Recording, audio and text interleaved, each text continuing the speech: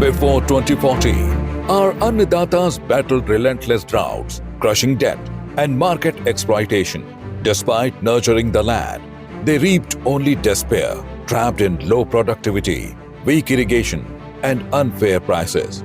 The hands that fed the nation were left empty, struggling for dignity and justice. But after 2014, under the leadership of Prime Minister Narendra Modi, the fate of our farmers began to change. The Modi government introduced policies that were deeply connected to the land, to reality, and to the needy of every farmer.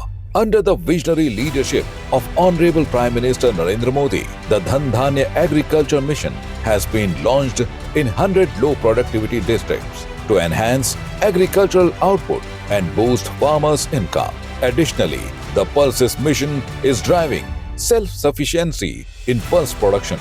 A comprehensive program has been implemented to promote fruit and vegetable farming, ensuring better profits for farmers.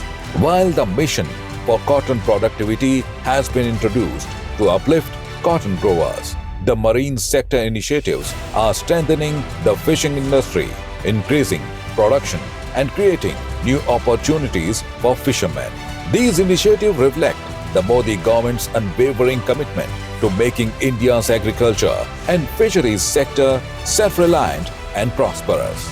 Through the Kisan Credit Card, over 7.7 crore farmers have received short-term credit support, and the interest-free loan limit has been increased from 3 lakh rupees to 5 lakh. The government has ramped up self-reliant urea production, ensuring an uninterrupted supply of fertilizers. For farmers in Bihar, a dedicated Makhana board is being established to support their livelihoods. Under Prime Minister Modi's leadership, the farmer is no longer helpless.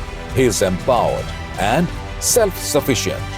By 2047, we envision prosperous farmers, a developed India with digital agriculture, advanced storage, and a strong global presence for Indian crops.